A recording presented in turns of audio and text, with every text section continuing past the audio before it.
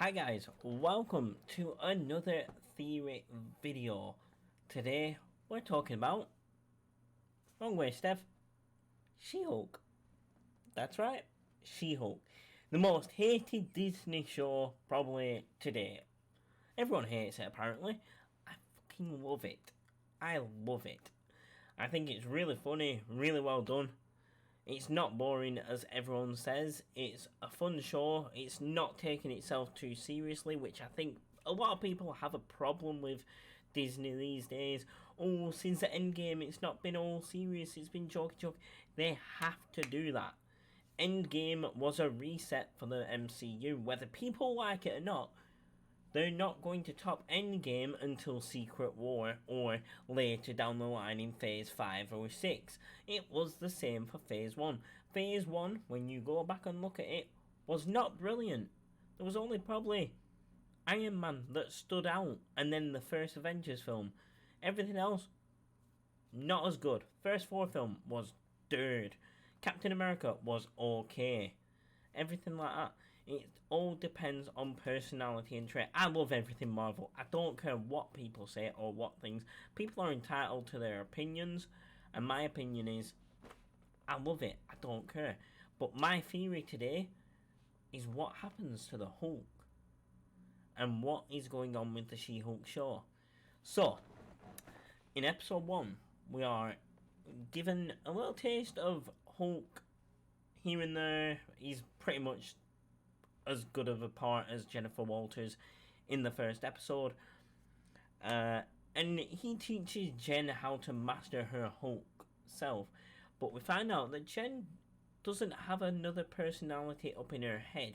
So she kind of masters the She-Hulk quite quickly, which Bruce is annoyed by.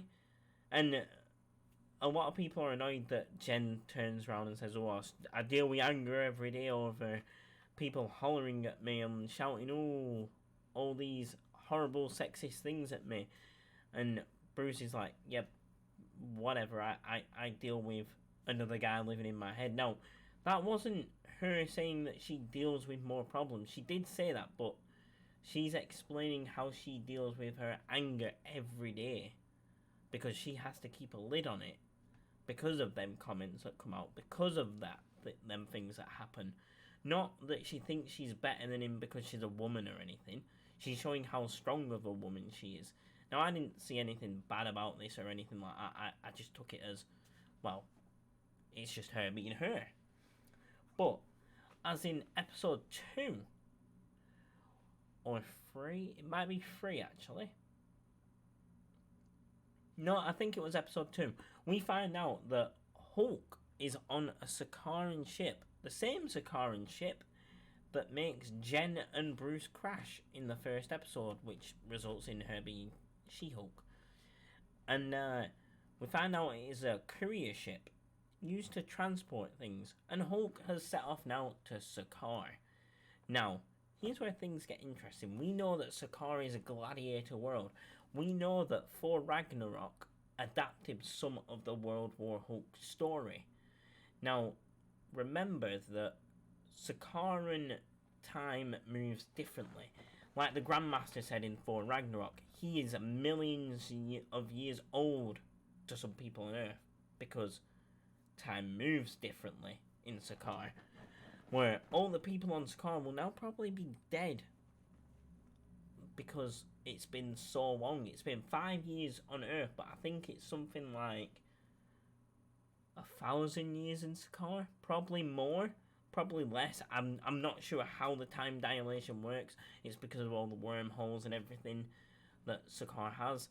And I think they are going to adapt a slight variation of the World War Hulk storyline. Now, the reason I don't think they're going to adapt it all is because Marvel do not own the rights to Hulk. They can only use Hulk as a supporting character, not a full-blown character. I don't know if that has changed, but Universal own Hulk. So they cannot go, hey, we're going to make a World War Hulk series. That is why you've seen Hulk in Ragnarok, Endgame, Infinity War, and She-Hulk, to tell the Hulk story.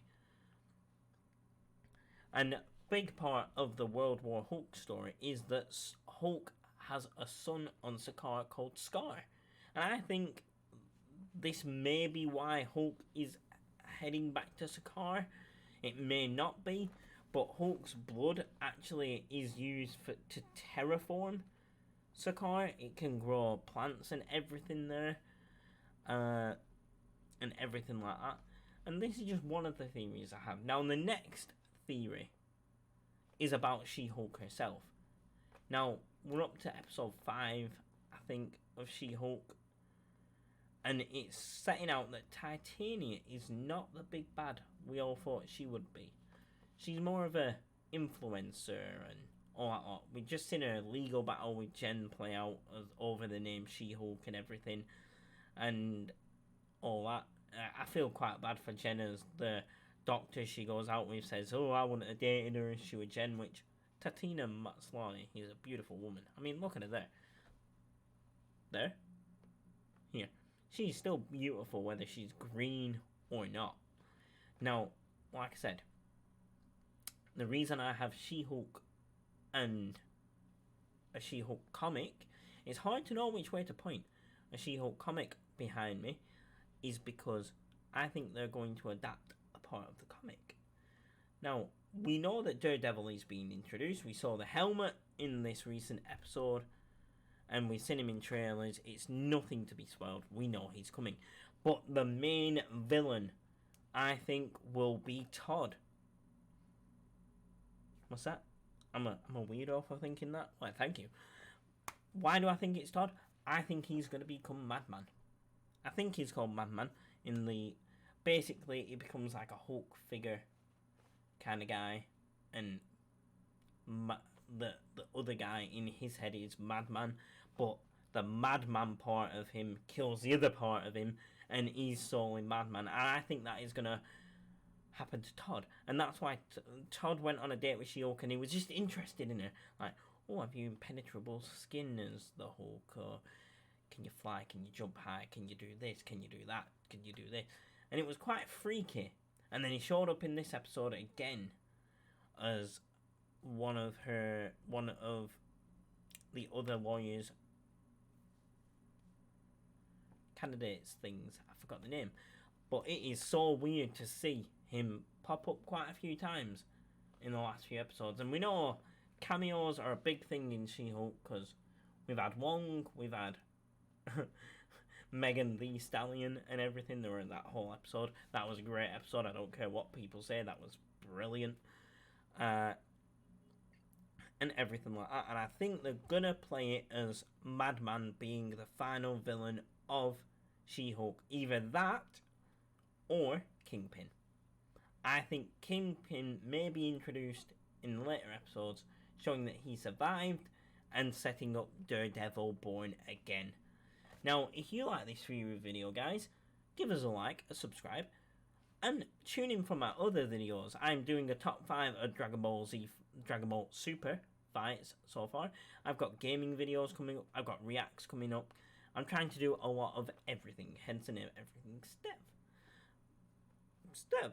Everything Steph. And I just want to know whether you guys enjoy the certain amount of videos that I'm doing, whether you would not like gaming videos, whether you like reacts more than anything, whether you like theories more than anything, whether you like top 5s more than anything.